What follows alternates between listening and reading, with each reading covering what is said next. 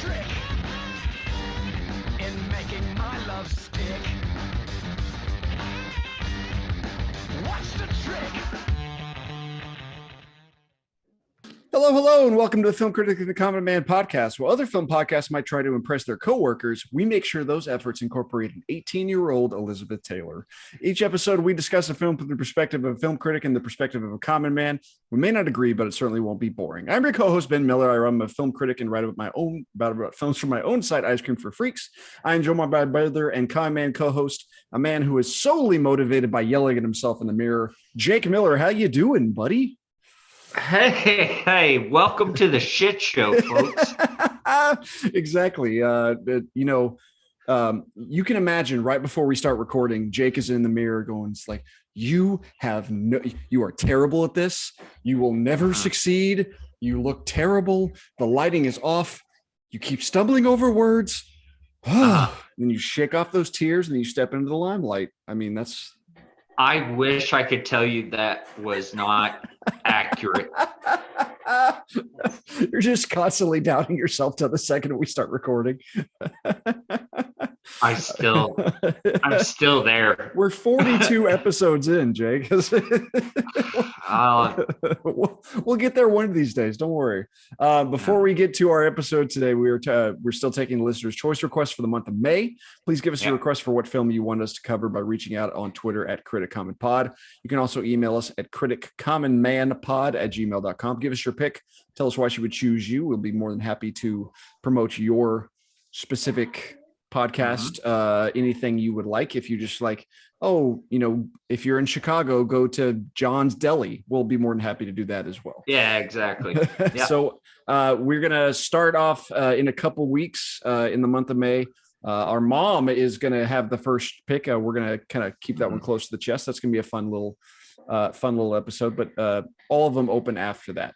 But until that, we got a film today. We're going to talk about one that's a fairly recent one. We're talking about the film Devotion, directed by J.D. Dillard, written by Jake Crane and Jonathan A. Stewart, based off the book by Adam Makos, based off a true story, starring Jonathan Majors, Glenn Powell, Christina Jackson, Joe Jonas, and Thomas Sadowski, co-starring Darren Kagasoff, Spencer Neville, Nick Hargrove, Dean Denton, Serinda Swan, and Joseph Cross. Opened on September 12th, 2022 at the Toronto International Film Festival. Went wide in November 23rd of that year, just a couple months ago. A modest box office hit for, it had a really big budget, 20.5 million US, 1.2 million international.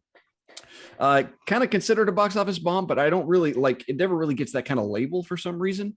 21.7 million on a $90 million budget. No major awards attention. Some small local stuff, various things, but nothing too prominent. Rotten Tomatoes critics were very kind to the film. 81%, kind of the way the film, after watching the film, you're like 81. That seems a little better than actually what you expect. Audiences were all about it. 92% for the audience for the Rotten Tomatoes for this film. I will give a quick plot summary before we get into the particulars. This is based in early 1950. Lieutenant Todd Hudner, that is played by Glenn Powell, Texas boy, by the way. Transfers to the Fighter Squadron 32 in the early days before the Korean War. He meets Ensign Jesse Brown, the only black member of the unit. Hudner integrates well with the squadron. They're flying F4U4 Corsairs. Is that correct? Okay? So, kind of powerful planes, but has kind of a bad reputation. They have there are different kind of ways of flying it that people are not really used to. Anyway, so Hudner and Brown kind of start getting closer just kind of by circumstance. They're very friendly with each other, introduced to Brown's wife. And then he kind of discovers Brown has this self-motivating tactic where he hurls his own racial epithets at himself in the mirror as a way to essentially deter anybody else from giving down. So the crew passes their carrier test and they go to the USS Leyte. Is it Leyte? Leyte? Leyte. Leyte, excuse me. It's from the Leyte Gulf. Oh, there you go.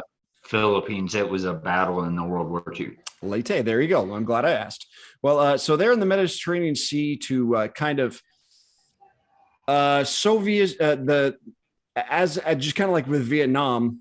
Korea was split north and south. North is much more communist. South is much more democracy based. And we obviously Western. We're obviously trying to deter the Soviets at this time, so they're deployed out there.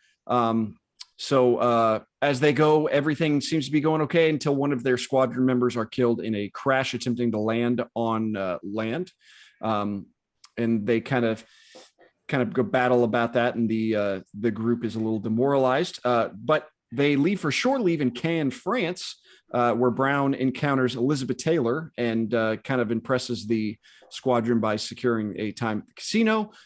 They get into a fight with a group of Marines, which somehow doesn't end in absolute disaster. But I mean, still, Brown and Hudner kind of clash a bit about fighting their own battles, and then Brown is also given an expensive watch by the Leyte's black crewmen who admire him for his work as the aviator. They go. War officially breaks out, and they intervene. They're supporting the troops. Brown actually disobeys orders to take out a bridge, and Hudner, as the commanding officer, reports on that. He said he had applauded him for what he did, but Brown recognizes that'll stop him from essentially climbing the ranks because of Hudner's honesty. But as they kind of meet in the middle of understanding each other, they go back into battle. This is supporting the besieged Marines at the Chosin Reservoir. Is that correct? Yes, including the Marine they punched. Brown is forced to crash land, and Hudner, unable to communicate with him, decides to intentionally crash his plane in an attempt to rescue Brown. He gets down there, is able to talk to Brown, but Brown succumbs to his injuries. Hudner is then rescued by a pilot, and they're unable to extract Brown from the plane. So they leave, and then they go on a let's see, what's it called? A funeral flight to destroy the plane and Brown's remains. Hudner receives the Medal of Honor, and his family and the Brown family are still close to this day. A fascinating story. There's not a lot of Korean War is probably the most underutilized war for film, or just in general, like lost to history. Yeah, it's literally called the Forgotten War. That's the name for it. I mean, it wasn't World War II, and it wasn't Vietnam, and it's kind of one of those things where, like even today, you look at, like, obviously you can kind of base these wars based off of the combatants. Like, okay, World War I, we're fighting Germany and the Kaiser, and Prussia was involved and all that kind of stuff. And that's not really a thing anymore. It's like Prussia isn't real. Like, now that's Russia, and it's not even a real country anymore. And then even Vietnam, okay, North and South Vietnam, well, they're unified. That's not even a thing. North and South Korea are still going at it today. So, I mean, technically we're still a state of war. And I think there's never actually been like a treaty. I want to say, when we recorded this, I want to say earlier this week, like a South Korean, they fired a warning shot over a North Korean battleship who got too close. Like, this was 3 days ago. Here's something crazy.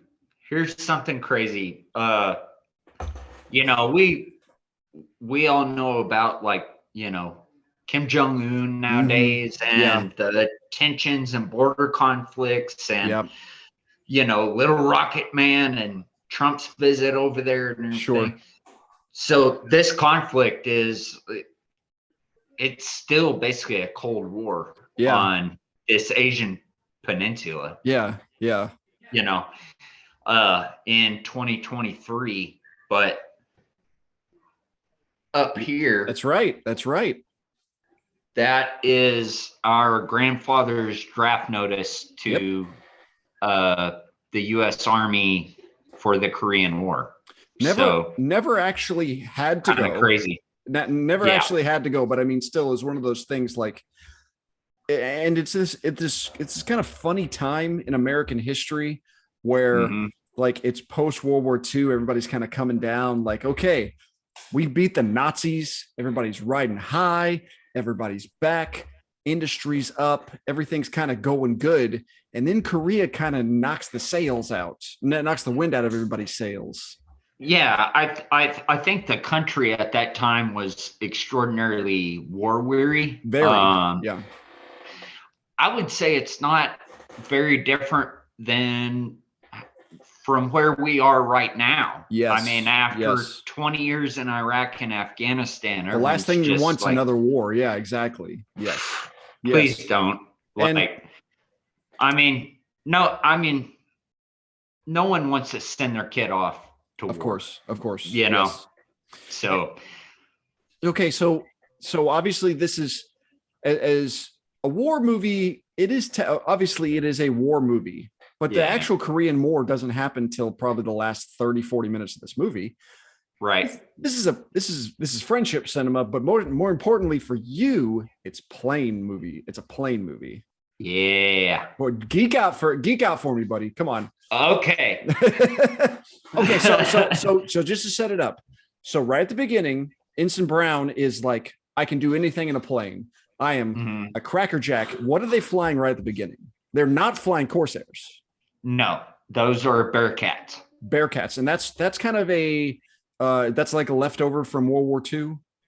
The Bearcat is funny actually. It was late to the party for World War II, and then by the Korean War, it was kind of getting old already. Okay, so it's the in between, yeah. Things were progressing so quickly at that time between just military aviation. Basically, World War II just stomped the gas on innovation as far as aviation and all that kind of stuff. So the Bearcat, a fine plane, it was just kind of stuck in the middle, I guess. Yeah. And then the Corsair served in World War II. Yeah. But that was kind of the I guess a lot of pilots had trouble with it just because it was like, okay, drive your Volkswagen and that's what you learn on, and then I give you a Porsche. Interesting. And I mean, it was. Brown in the movie specifically says it's like, this is nothing like how I know how to fly. It's like you're pointed up, like the vision you usually have isn't there, all that kind of stuff. Yeah. Like it's. Yeah, the nose on it was extremely long. It had a massive engine in the front end of it, and so you couldn't really see well. Sure. Interesting. And but something funny about the Korean War and aviation at this time. So like you said, they start out in Bearcats, they move to the Corsairs, which are at that point they were used primarily for close air support for ground troops, for the Marines. Yeah. But the Korean era was funny just because it was rapidly moving towards the jet era. I mean, it was because they dogfight a MiG, a MiG-15. Okay. Yeah, that's a MiG-15, and the U.S. did have the F-86 Sabre, which was very similar in design, but the Corsair at this time was basically used more like how Apaches or Cobras. Mm. Helicopters have been used in Afghanistan and Iraq. Oh, okay. Interesting. As far as you got troops in contact and they're going in, giving them hell. Okay. Yeah. They're not necessarily equipped to be, they're not Maverick. Yeah. That's interesting. So it's kind of that in between time of like the traditional like old school one-on-one fighter jets, and even like it's not even necessarily, it's not midair missile combat. No, it's guns. It's all guns. Yeah. So I mean, yeah. So and missile combat and all that smart technology didn't happen. That we were till Vietnam till that started happening. So I mean, yeah, and even the rockets in there, even though rockets were used on Corsairs and other aircraft during World War II, those are still relatively new and kind of, I guess, in the low development phase of. Yeah. I mean, it was what do they call it? Fire and forget. It was a dumb weapon. I mean, you shoot it and where it goes, hopefully it works. Yeah. But interesting. Yeah, in terms of a lot of military technology, the Korean War was kind of the awkward phase. Your puberty. Your puberty. That's exactly. I'm glad we came to the same conclusion at the same exact time. Like you're not a kid, but you're not a man yet, and I don't really know what to do. Yeah, In terms of technology, it was very much a puberty phase, I think, for everyone, all sides. Sure. And it's also that mid, like we're talking about that awkward, the war-weary part of the country. Like you're not the greatest generation swinging in the 40s anymore, but you're not to the hippies of the 60s yet. You're still in that in between. Like everything, this is supposed to be nice and relaxed, and then you get thrust into this war, and like you said, it's kind of a war of exhaustion. Like, yeah, it's and also, I mean, at this time there was the Eisenhower doctrine, where don't let communism spread. Yes. That's why Korea happened. That's why Vietnam happened. Exactly. Yes. Is don't let communism spread. Every Cold War issue until 1975, Cuban Missile Crisis, all that stuff. It's just all, communism's the worst thing in the world, and it's just kind of looking back on it, it's so silly. Oh, it is. But at the same time, I mean, the Soviets and the communist Chinese, and they did the same thing. They said America bad, democracy, exactly. No thanks. Yes, exactly. And it's like, it's all, I mean, it's like me and you getting into a fist fight because we voted for different people or something. Like, it's such a small, it's such a small, silly reason especially in hindsight. It's like, well, why did this happen? It's like, there's 6 million people dead because of this, but that's the kind of, that's the reason. All right. So you plane wise, it's a pretty cool, like just geek wise, like, man, these planes are awesome. Yeah. It's a cool plane movie. Yeah. If I could see how some people might think this movie starts out slow until they actually get into combat. I could see that. But for me, I just found it interesting just because I have an interest in aviation and all, and I'm not a pilot, but interesting thing. I know a professional pilot, and I asked him about the Corsair design and how that works aerodynamically. Yeah. So that gull wing design, that V. Yes, that V. That's the most interesting aspect of it. Yeah. Yeah, it's called a gull wing design, but he said it's actually his favorite really? From that World War II era. and he said that the upswept wing design, what it does is it increases the surface area that can generate lift. So it's easier to get off the ground. Yeah, it generates more lift and more stability without sacrificing so much weight. So interesting. You know, my arm does, it's only so long. Yeah. I can't make it longer or short. If I do this, more interesting. I've got the same surface area, but it's taking up more space generally. And that's absolutely crucial from for a aircraft carrier based airplane. So makes sense.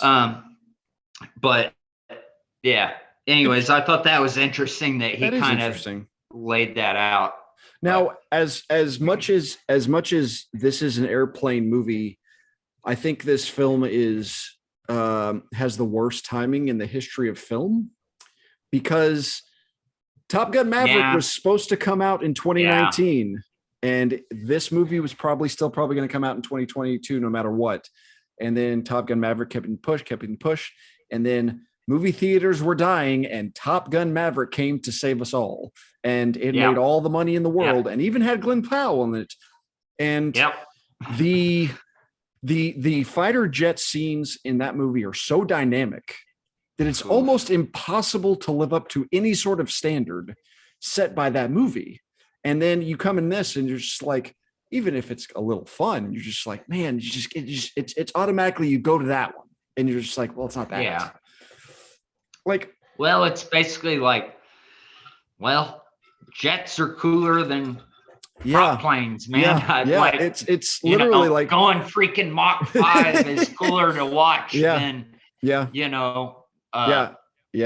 an oil leak on a turboprop. You know, having the big pilot helmet and the shades and the and the mask, as opposed to these guys who just have that leather helmet and the they kind of they were wearing big bomber jackets and stuff like it's like, okay, well, like, technology being what it was, you can obviously see the limitations, and obviously the entire time there are other things this film kind of has an idea for. I wanted to talk about the Elizabeth Taylor scene real quick. So the reason I want to talk about the Elizabeth Taylor scene is because when I looked it up, the actress who plays Elizabeth Taylor is named Serinda Swan. Beautiful woman. She is 38 years old. She is a beautiful 38-year-old, and I do not besmirch her at all. In 1950, Elizabeth Taylor was 18 years old. Now, don't be wrong. You can look up a picture of 18-year-old Elizabeth Taylor, and it is something to behold. There's a reason she was famous. Ooh, man, she's beautiful. But she was a knockout. Like, I have not read the book, and there's always kind of a separation, especially in true stories. I'm just like, okay, like, did you meet Elizabeth Taylor at Cannes when she was 18? Like, did you like, don't be wrong. I see that scene. I'm like, cool. Elizabeth Taylor shows up. That's nifty. And she looks like Elizabeth Taylor. They're really getting along, and not even like half flirting with them, not actually like doing anything wrong. And the whole time I'm just like, oh, that probably didn't happen. Like, I mean, it might've, but I mean, but it's, I hope it did. I hope it did too. I hope it did too. But yeah, I mean, it's like, I want to hang out with a bunch of grunts and airmen at this fancy casino. Like, oh yeah, exactly. Yeah. It's, I mean, whatever, but it's fun. I hope it happened. I hope it happened too, like you said. Okay, so essentially the driving force for this movie is the acting and the relationship of both Jonathan Majors and Glenn Powell. Essentially, like, had you seen either of them in any movie before this, besides Top Gun Maverick for Powell? Yeah, just Maverick with Powell. That was it. So this is interesting because you can come in with essentially zero expectations for either one of them, and their relationship and their friendship is such an interesting one that you don't really see in films much. It's not like you're my best friend. We're neck. It's just kind of like, we're friendly coworkers and we respect each other. Yeah. I think it was very pragmatic. They were wingmen, and it's absolutely. like, I got to take care of you and you got to take care of me. And that's it. I mean, and I'm sure their relationship was closer than that, but even if that was as far as they could get, then that's what you have to do. Let's go do our job together. Yes, and I think I'm going to guess that people kind of might've been a little detached from the film because that did not devolve into the cliches that you kind of expect it to. Yeah. Like where they're just like, oh, we're best friends. I love you, buddy. All this, like, right. It's like the more realistic aspect of the prickliness, kind of combativeness of their relationship, while still being respectful of the other and recognizing each other's obvious skill at what they're doing. Yeah. It's really interesting aspect of that. The other aspect is essentially Brown's entire storyline. It's, we've seen dozens of movies of the African-American facing racism in a given field happens all the time. And we've seen every good version, bad version, and in between. This one really subverts it at every possible opportunity it can.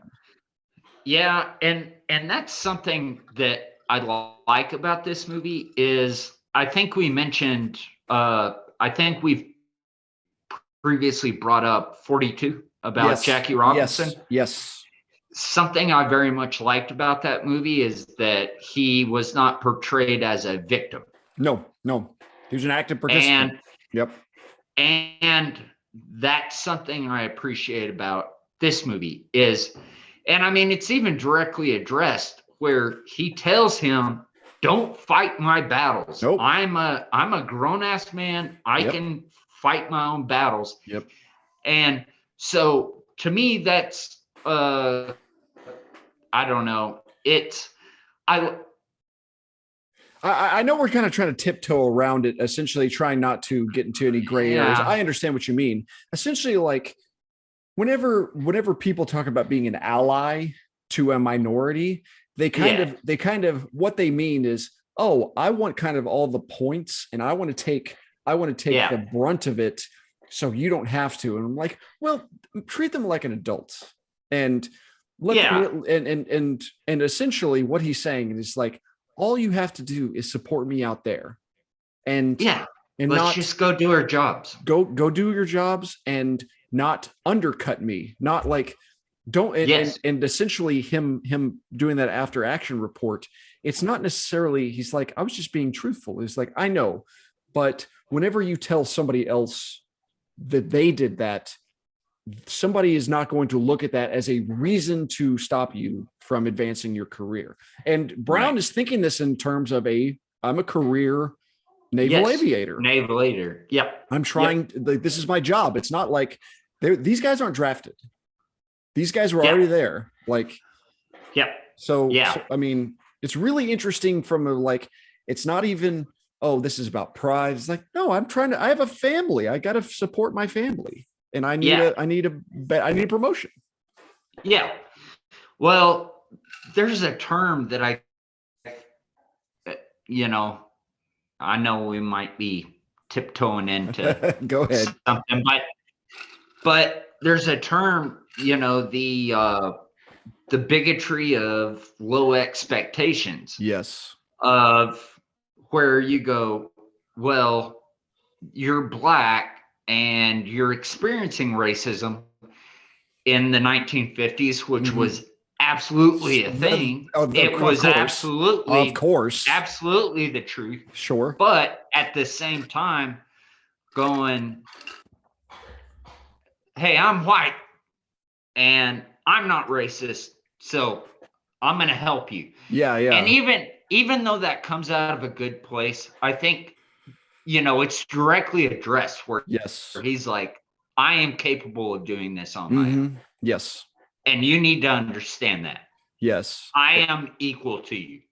Yes. I am not a victim that needs to be saved by you. Yes. I am your equal. Treat me as such, and we will do just fine. It's a fascinatingly more complex way of approaching it than I think a worse movie, though, might have been more successful in like the kind of the broader terms of doing this. Like, oh yeah, it's like, oh yeah, thanks, buddy. It's like, this means so much to me, and kind of, oh, thanks, sir. Like, kind of just patronizing it.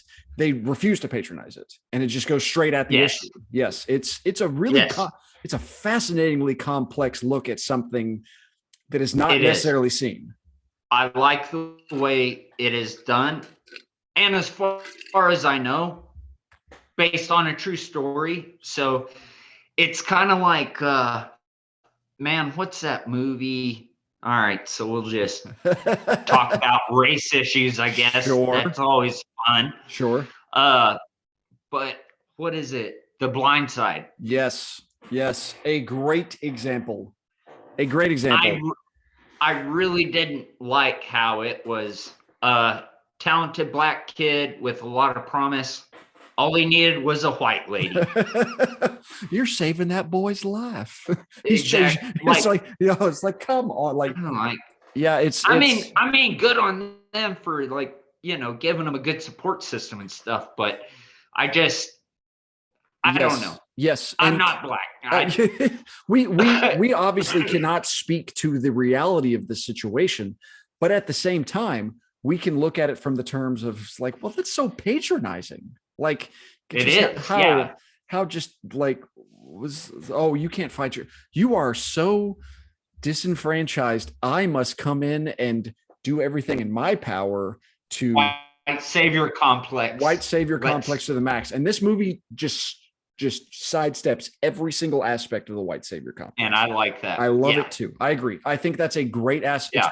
It's one of my favorite things about the film. Yeah. Absolutely. I agree. Hey, white people, we don't have to be Union soldiers anymore. They got it. You're like, if they ask for help, by all means help. But yeah, exactly. It's not. Yeah, I'll help anyone. I don't care. Yeah, exactly. Exactly. Yeah. On that note, let's probably get in trouble. Nobody watches this thing. It's fine. That's true. We'll take a quick break and we'll come back. All right, we are back. Every week I go through the filmography of a filmmaker and put Jake's cinematic knowledge to the test. It is time for Pull for a Dumbass. Now, as opposed to focusing on just one single actor or director, a lot of the people involved in this film don't really have very long careers so far. So instead, we're going to go a little off the beaten path. I'm going to talk about American war movies, but this is specifically no World War II and no Vietnam. Because World War II and Vietnam are very, very well represented among the film community. So we are going to go outside of that. We're going to start all the way back in the American Revolution. And I was kind of racking my brain. I'm like, there's got to be more than just the one. Nope. I think it's just the Patriot. Yeah. Of course, I've seen it. And have you seen the Patriot recently? No. Okay. It's been years. It's not great. Like it's I know. It's pretty it's like Gibson's great. The battle scenes are pretty cool. Jason Isaacs as the bad guy is awesome. Heath Ledger great. Like some individual pieces pretty cool. But man, there's some really just crap parts of that movie that are just not good. Man. The worst part of that movie. Okay, so we just recently did like movies we thought were cool when we were kids. Yes. And then you rewatch them and you realize, no. Yeah.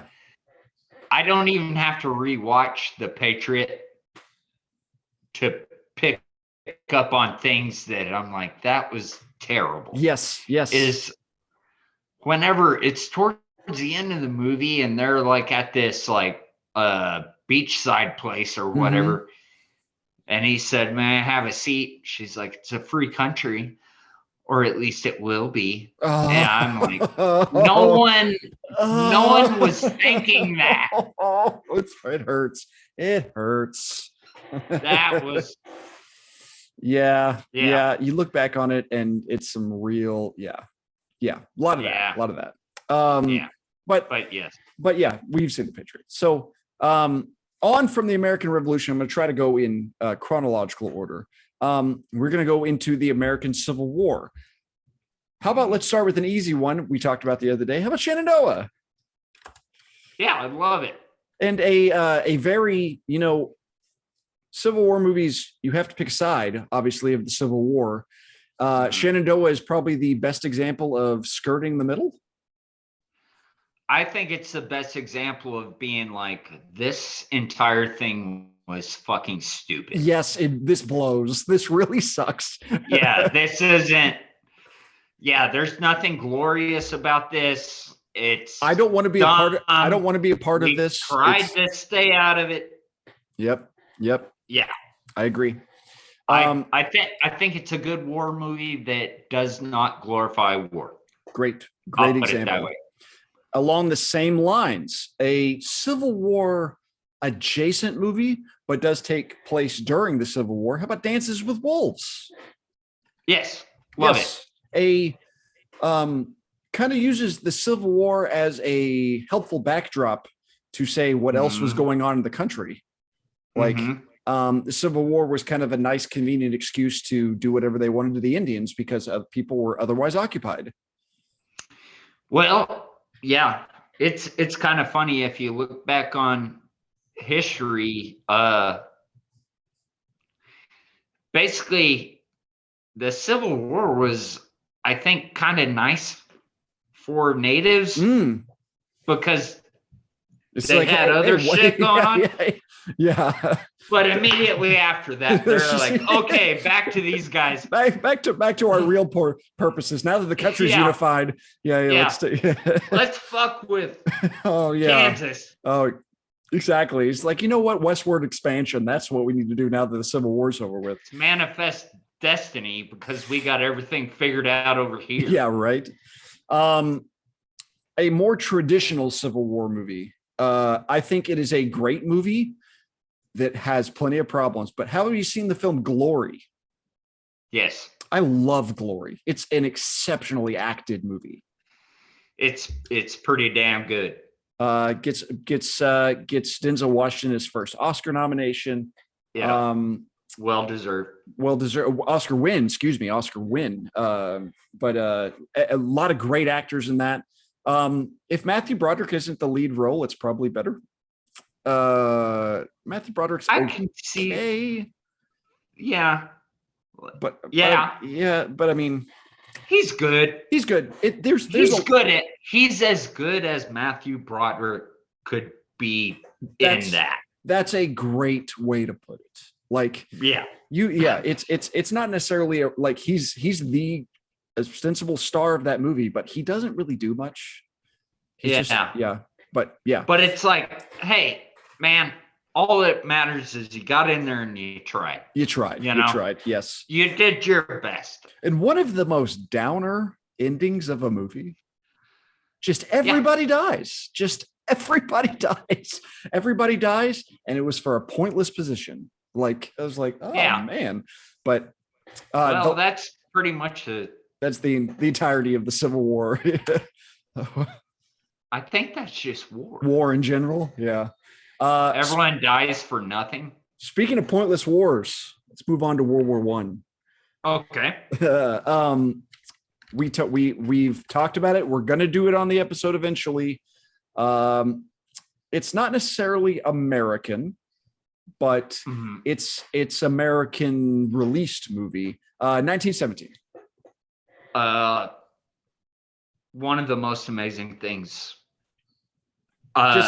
Just an incredible film. An incredible film. Just from cinematography, just being able to film that. Deacons, and all the actors, like, I mean, all these big, huge stars popping in for 2 seconds. I don't know how they accomplish that. It's a technical marvel, absolutely, and It- we It will. really is. It's astonishing. I agree. We'll do it one day. Yeah. That's probably the one of the like World War One is so desolate of a setting. It's hard to be like, man, feel good about that one. That's as close to kind of a feel good as it is. Either that or this next movie, Steven Spielberg's War Horse. Yes. Hidalgo. Loved it. Anytime you mention a horse, is it Appaloosa or Hidalgo? Something totally. It's. I got to think of another horse movie just to really, Seabiscuit. War Horse is fine. It's good. It's decidedly fine. Like every time I see it, I'm just like, oh yeah, that's a good like grandpa like it. Put it on, it's fine. Like war without seeing war type movie. And the other World War One movie, I don't know if you've actually seen this. Paths of Glory. Paths of Glory. This is it's a Kirk Douglas. No. It's actually a Stanley Kubrick movie. It's black and white. Kirk Douglas is I think he plays a German. I think they're actually Germans or Prussians or French. I don't remember. Anyway, but he is it's kind of due to the ineptitude of a commanding officer. 2 soldiers are condemned for his ineptitude, and Kirk Douglas plays a commander who is also a lawyer to represent these guys against these false charges in World War One. And it essentially is just bleak and awesome. And it's like 86 minutes. So if you get a chance, Paths of Glory, incredible film. So by all means. So that's the first one you missed. I'm not necessarily surprised you missed Paths of Glory, but very highly regarded film. Okay. So we're on to the Korean War, obviously Devotion being a Korean War film. There aren't a ton. And the only one that I could actually think of, I'm not sure if you've seen the movie, but you've seen the TV show, MASH.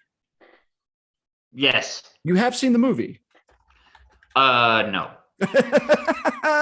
You are absolutely correct. I'm saying yes. Yes, you've seen the TV show, not the movie. The movie I didn't see the movie. It's fun. It's a blast. It's a goofy, silly. It's much more irreverent than the TV show would laid it out to be. Like it's just kind of like, well, what if it's almost like everybody's bored. Like there's no necessarily drama of going on. It's more of like, hey, Korea kind of sucks, and these guys are a aspect of being in it, and they try to make the most of it. Really interesting film. It makes warfare fun. As one should. You've got to find the bright side. You got to find the bright side of each and every one. Okay, so MASH, set in the Korean War somehow. Okay, that's the only other Korean War movie I really found of any note. Now, moving on to Desert Storm, which is a really interesting. It's such a small war history, but very narratively interesting things they do. How about Courage Under Fire? Another Denzel Washington movie. Yes. I don't necessarily think it's a great movie, but it's interesting. It's not bad. I like Denzel Washington's trying, and you watch that movie, you're like, is that skinny Matt Damon? What's Lou Diamond Phillips doing here? Like all that kind of stuff. It's fine. It's kind of one of those things. You're like, what's the only combat that anybody in Desert Storm ever faced? Like, it's kind of yeah. Okay. It kind of seemed like a bunch of rookie actors trying to figure it out. Yeah. That's a good way to put it. A little bit. Yeah. But it's interesting, but yeah, it's fine. How about the flip side of that? Kind of with the boredom of the next 2 movies are about the boredom of Desert Storm. How about Three Kings? Yes. Three Kings is awesome. I like Three Kings. I do too. I love it. That's another one. That's another one of those knowing how to use Mark Wahlberg correctly. Like yes, yes. And if you like to see him get tortured, bingo. Like that's nice. Like to he can't breathe. Yeah, he needs that. He has to get stabbed in the chest to release the pressure. Yeah. Clooney being awesome. Really like Ice Cube in that movie. He's great in that. That's one of the best. Probably the best Ice Cube performance. One of the best Ice Cube performances. I agree. Three Kings is awesome. But the other bored Desert Storm movie, and I know it's a movie you love. I have never doubted in my life you love Jarhead, don't you? I do. Oh, yep. Jarhead's cool just because of how we're like, okay, we talk about a modern war with ground troops. How and these guys are conditioned to kill and get in this mindset, and they get there. And then they have nothing to do. I'm ready to fucking go. And then let's rock and roll this shit. Then they're driven insane by the boredom. Like it's God. Good God, let me kill something. Yes. Yeah. Well, the thing I love about Jarhead is it really does. Well, first off, the Gulf War was so quick. Basically, a month and a half. Yeah. Well, the ground campaign. Yeah. I mean, it was mostly won by air, and then but I don't know. I can just it's extraordinarily frustrating to train so hard and devote your life, be willing to give your life for something, take life for something, and know how to do it, but then you don't. It's like, I don't know. I mean, it'd be the equivalent of like, okay, you are a professional football player. You train, you get drafted, you're killing yourselves in practice. You're going to everything is going on. The first snap of the game is a fumble, and the entire game is won without you ever stepping on the field. You're like, well, what did I do here? My entire life was to this moment.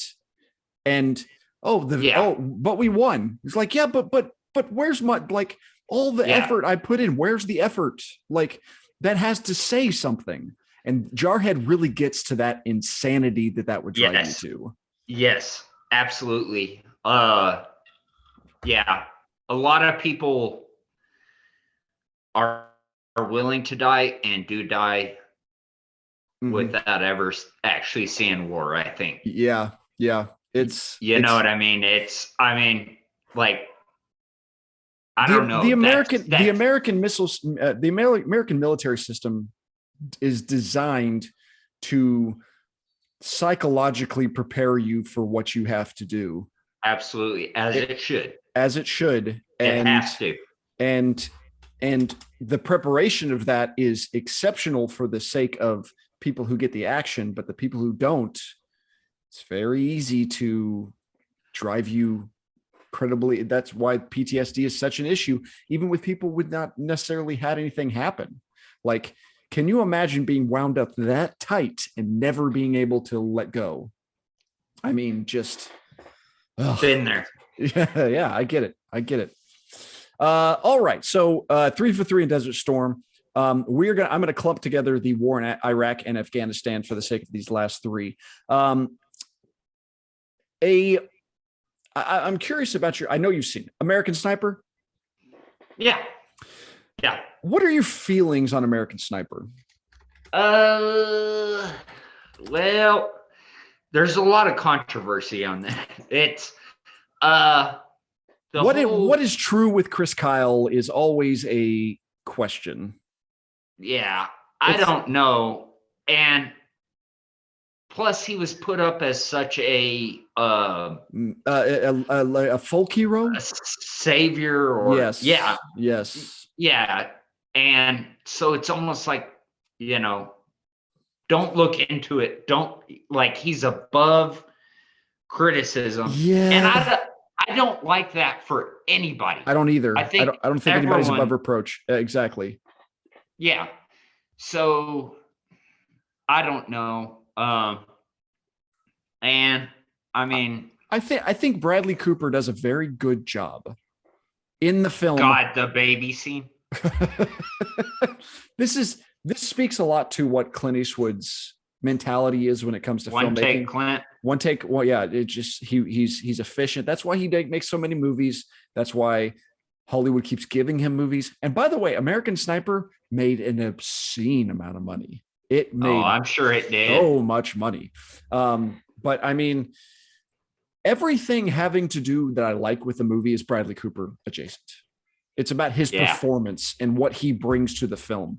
Yeah. And I do have some big problems with the film, but I'm not going to besmirch Bradley Cooper's performance in it. And I think he is exceptional in the film. Yeah. Yeah. And that, and also in no way, I'm not putting down Chris Kyle or doubting them. Or snipers in general. Yes, know. exactly. I don't know. There's a, like, we're talking about a movie. Yes, we're talking about a movie. Exactly. That's a great way to put it. The most successful war in Iraq, Afghanistan film, at least in terms of awards, The Hurt Locker. Yes. Hurt Locker. Very, very good, I thought. The Hurt Locker is exceptional for a lot of interesting reasons, but also for kind of the simultaneous reasons we were talking about Jarhead. Like, they're in the stuff, but it's still it's always just like tension that never explodes. Like bombs don't really go off, and so they go on that little like seek and destroy mission, and they get into the trouble they get into, and all that kind of stuff, and just like trying to chase that high, essentially. Yes, absolutely. I think Jarhead is basically a guy that's been trained to get that high, but never gets that high. Jarhead. Yeah, you're right. And then Hurt Locker, it's a guy that's had that high and never wants to stop having that high. Been there, and when he goes back home and lives normal life, which you would think, this is what you want. God, you're back. Yes, you're good. His raison d'être is to be out in the Hurt Locker. Yep, and that's all he knows. Yep, that's all he knows. And like you say, it's an addict. It's addict behavior. It's constantly chasing the wanting to feel relieved and satisfied, and you'll never be.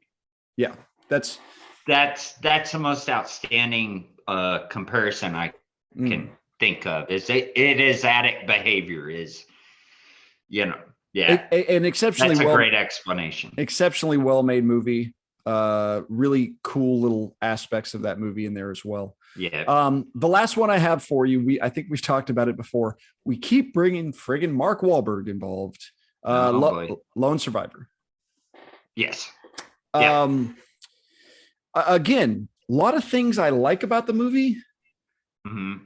Essentially, as soon as everybody but Mark Wahlberg is dead, the movie loses me.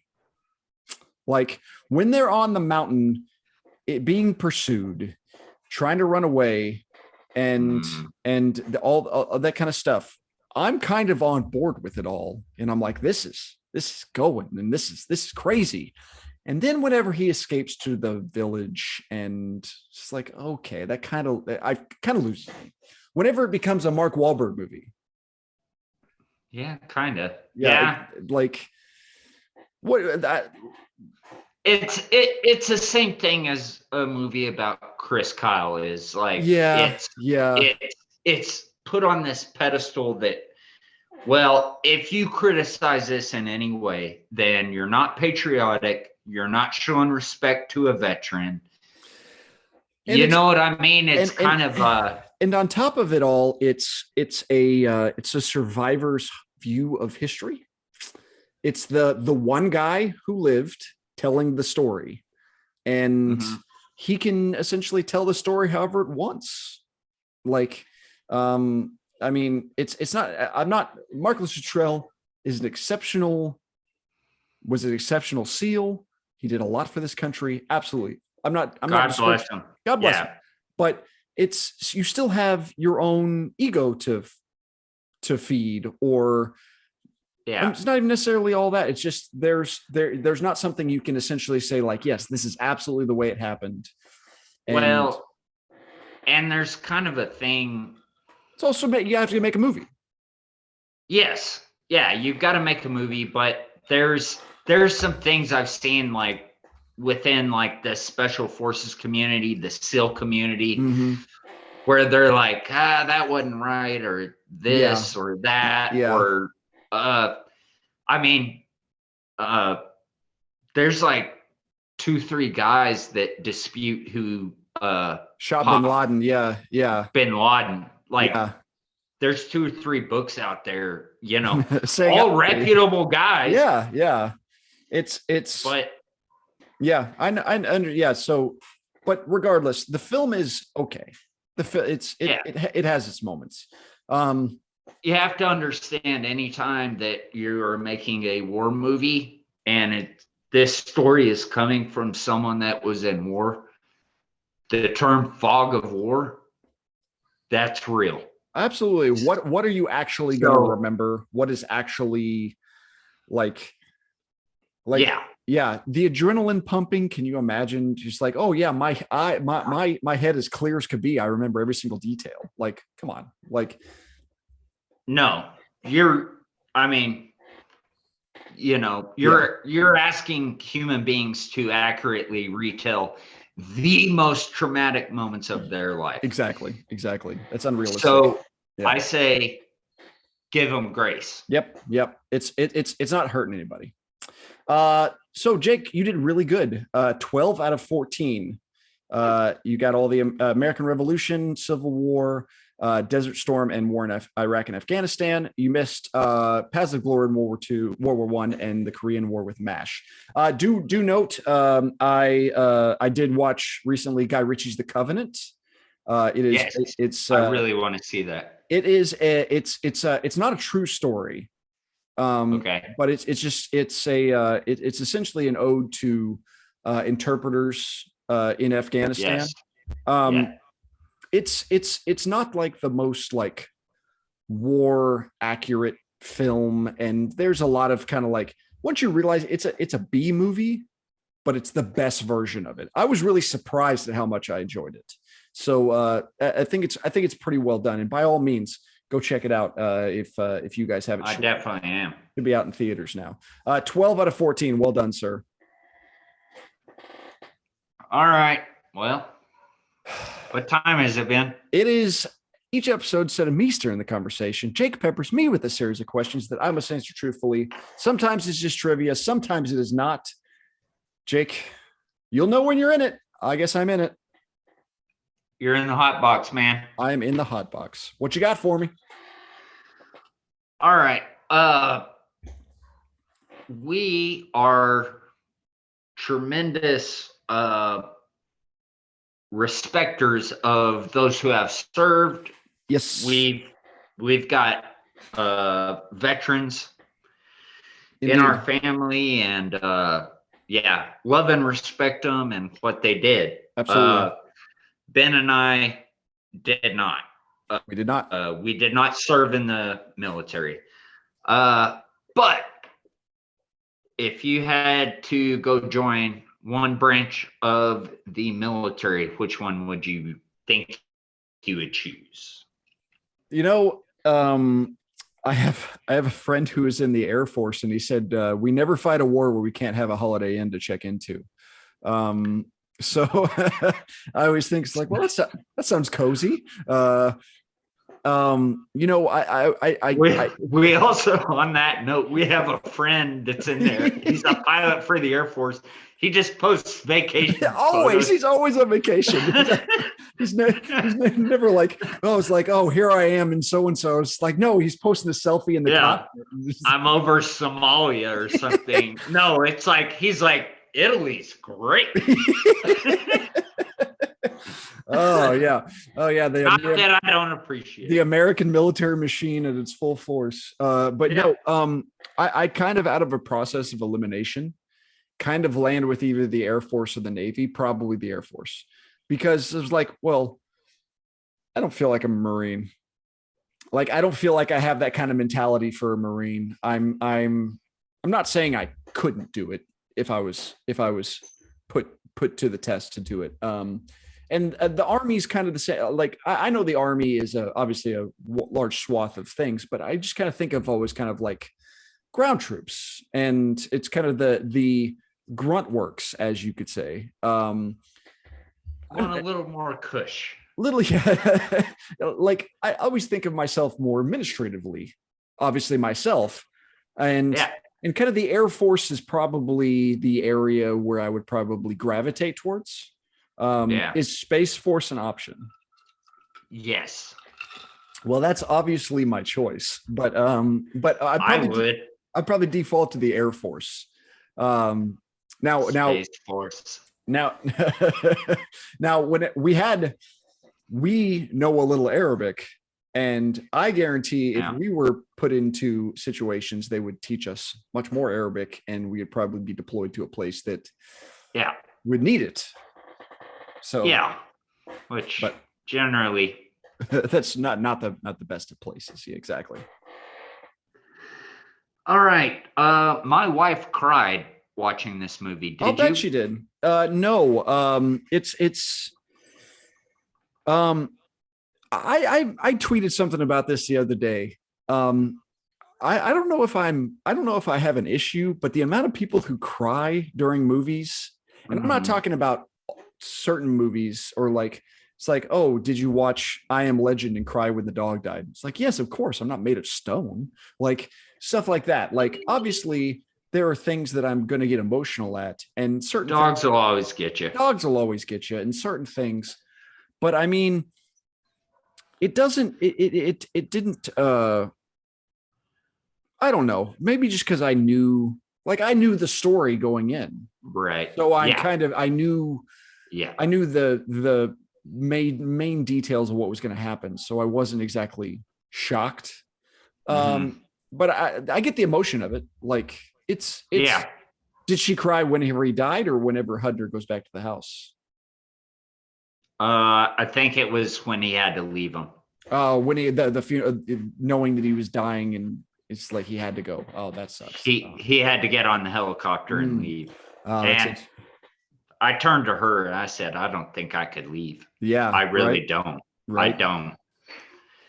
I mean, that's a tough situation. I mean, the United States famously has a very no man left behind policy.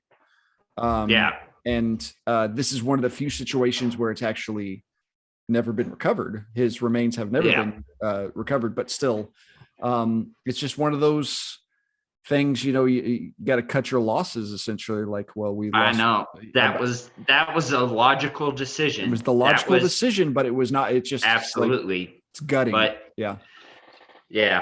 Well, Ben, if you ever go down in an F4U Corsair, I'm dying with you, man. My question is like, well, I'm going to make the wrong decision and not get on the helicopter, and I'm just going to die with you. Would you crash your plane? Well, how cleanly could you crash your plane? Like, there's your problem. That's maybe I just go nose into you. Nose into me. And it's like just go in a ball of flames, baby. We just both go out, maybe. What a way to go. What a way to go. Obviously these were actual people. But yes. Yeah. But it has been 70 years. So yes, but true. Yes. All right. So you mentioned the Elizabeth Taylor deal and being in a casino, and What's your favorite casino game? It's always easy to default to blackjack because it's difficult to screw up. Now, you can screw it up if you're with a bunch of people. Well, if you're bad at math, or if you're with kind of casino like the old dogs of casinos, like who know all the blackjack rules. Like, no, you need to bust so none of us bust and stuff like that. Like, oh, you hit on a 15 and you got a 5. Well, that sucks because you stole my 5. Like, and just drunken idiots. It's like, I'm gambling for me. I'm not gambling for the sake of the table. Fuck you. It's a great way to put it. Yeah. But do you know how to play craps? No, I don't either. And I've heard it's fun once you learn. It looks fun. It looks fun. I just don't understand it. I don't either. It's kind of like people who shoot dice. I'm like, I don't know what this is. Like, I know that looks simple. It looks simple. I'm sure like I could. I'm sure I could read a Wikipedia article right now and figure it out, but I just don't know how. Like, yeah, I don't know. Whatever. I do like roulette. I like a good game of gin. Yeah. Gin rummy. That's a good dumb guy game. Yeah, it's very straightforward. Like, it's essentially Yahtzee with cards. Yeah. Yeah. But you're a good card player. You're a good poker player. I do like poker. Yeah. I have been your I think we talked about back man. I think we talked about this a couple episodes ago. Yeah. It worked out. It worked out. You won. It worked out. All right. So we talked about airplanes of this era. Air-to-air combat wasn't being done with missiles like it would be today, like in Maverick. Correct. Or whatever. This was guns and cannons. So do you know what type of guns were on the Corsair? I don't. I'm gonna guess it's a fairly decent caliber. I'm gonna guess. Let's see. I'm trying to. Whatever I say, I'm going to embarrass myself, just like I have in the past when it comes to these type of things. You can't Hidalgo or Appaloosa yourself. So probably like, I was thinking maybe like a 50 millimeter shell. 50 caliber. 50 caliber. See, I can't, it's 50 caliber. So it's close. Like, see, I always think. You were halfway there. See, I'm halfway there. See, I always think of like, okay, 50 cal. So I remember there's a scene in Saving Private Ryan where they bring out a 50 caliber machine gun. Yeah. And it's not a Browning. It's not a small thing. No. It's like like 3 guys have to carry it. And when it hits people, it really does some damage. So I was like, okay, so that's probably that's probably plane related. Okay. So. Yeah. Well, basically, between millimeter and caliber, it's metric and standard. Oh, okay. Interesting. Okay. So caliber, basically the diameter is 0.5 of an inch. It's basically a 1/2 inch diameter. Okay. So it's like a 12. Go to 9 millimeter. It's like 12 millimeter. Yes. Okay. Yeah. Okay. Like, I think a lot of like Russian equivalents are like 12.5 millimeter or something like that. Yeah, as I see here, it says 12.7 is the equivalent of 50 cal. So, okay, so like a 9 millimeter is the equivalent of like 35. Like a 40? Yeah. Nah, 38. Yeah, okay. 38 to 40 mil. 38 special. Okay. That makes sense. Yeah, like a 38. Yeah. Okay. That would be. I was comparing. The more you know. The more you know. Now I'm learning more every day. Get a graphic where we have the old NBC. Like, the more you know. The more you know. Yes. Okay. Do you think Glenn Powell was better as Hangman and Maverick or on this? Oh, he's such a good prick. He's so like, the funny thing about it is how good he is kind of like a straight-laced, button-down guy in this, and how like the cocksure asshole he is in Top Gun. Like, he really does both really well. I bet you He does. He does. And and plus, like, he's real ugly. Yeah, exactly. It's like, I don't think it's like, yeah. I feel like most guys are like, okay, fuck you, man. Like, right. You're already better looking than us. You don't have to do your job well. The first thing I ever saw him in, he played John Glenn in Hidden Figures, the movie with the black lady engineers at NASA. Oh, I haven't seen that. That's good. It's good. It's pretty like straightforward. It does some good things, and he plays John Glenn, and it's a very much like you see why he plays John Glenn. But yeah, it's a good looking, charismatic white guy. Yeah. I'm going to say Hangman, because he is so, it's such perfect, just, oh, I'm an asshole, but I'm the asshole who you can't deny my talent. Yes. It's like, oh, I'm the asshole, but I saved your life again. Like, it's like, oh yes. And yeah. Well, like we've said is, I've always been interested in aviation and military history and so on and so forth. I've read a lot of autobiographies by fighter pilots, and a lot of times I found myself stopping in the book, and well, especially autobiographies, I'm like, this is a cocky son of a bitch. Absolutely. Like, absolutely. Just loves the smell of his own farts. It's essentially, but you have to be that guy. It's essentially the same thing with any professional athlete. 90% of them is like, if you ever hear, like Michael Jordan's a dick. Absolutely, because he has to be that kind of dick, because like Larry Bird, dick. So I heard a story, Matt Damon and Ben Affleck met Michael Jordan, and they go up to him and said, Ben Affleck's a big guy. He's like 6'3", and he goes up to Michael Jordan and said, Michael Jordan's a half inch taller than he is.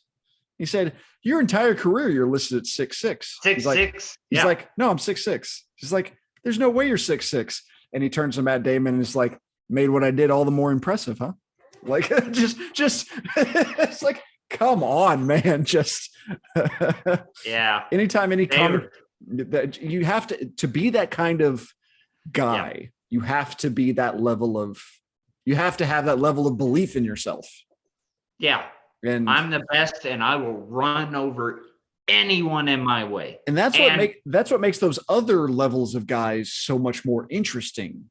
Like the athletes who never say a word, or are just like, they always talk about, I'm not sure if you remember the wide receiver Larry Fitzgerald. He played for the Cardinals for 15 years. He's one of the best wide receivers in NFL history. And they talk to a cornerback, and they're like, who's the worst person to trash? Who do you hate trash talking the most? He says, Larry Fitzgerald. He never says a word. He sits there, he gets in his stance, does it, catches it, whatever, doesn't say anything, hands the ball back to the ref, goes back to the huddle. And driving these guys insane, because they're like, where's the back talk? Why aren't you talking smack? I'm trying to murder you, and you're not saying a word. And it's just another tactic. Now, I have no doubt in my mind, Larry Fitzgerald has the full belief in his own abilities.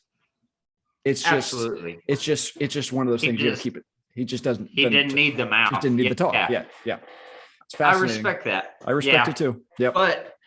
But yeah, that's my point. I mean, a lot of really, really high achievers are just, But like, think about it. Like, can you go Mach 5 in the most advanced fighter the world has ever seen?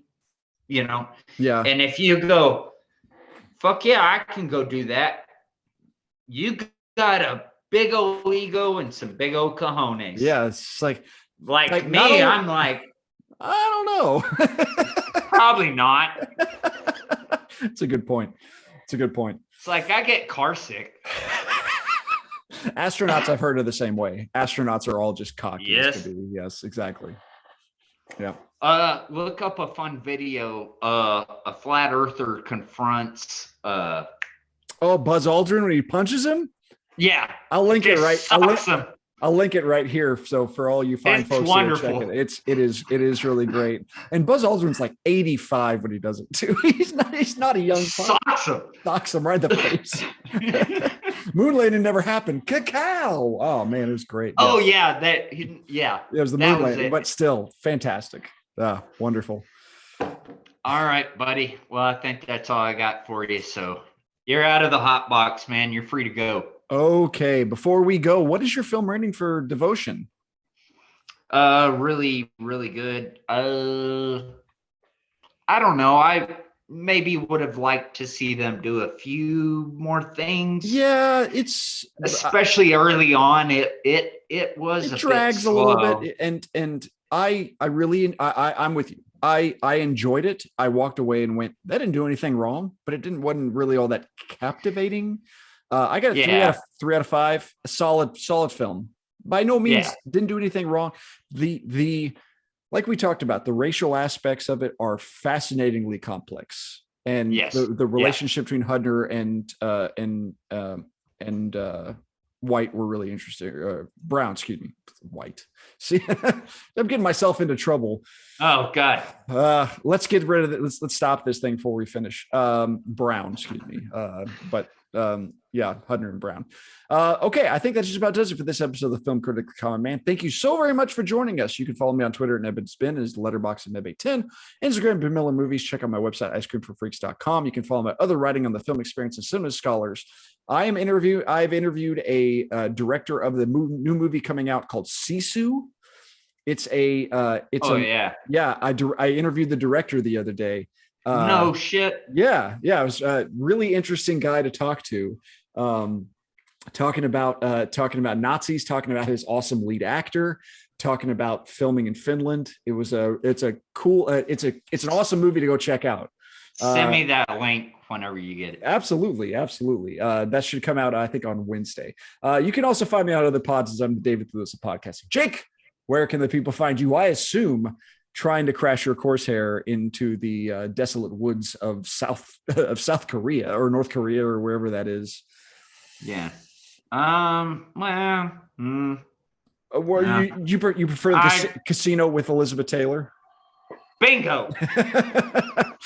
Make sure to follow. I'm having drinks with Wiz. Make sure to follow the podcast on Twitter at Critic Common Pod, and please like, subscribe, rate, and review. Enjoy the show wherever you get your podcast. We will catch you guys next time. We got a really fun one next time, so I hope you like scary movies. Thanks, guys. Y'all have a good one. What's the trick? What's the trick? In making my love stick. What's the trick?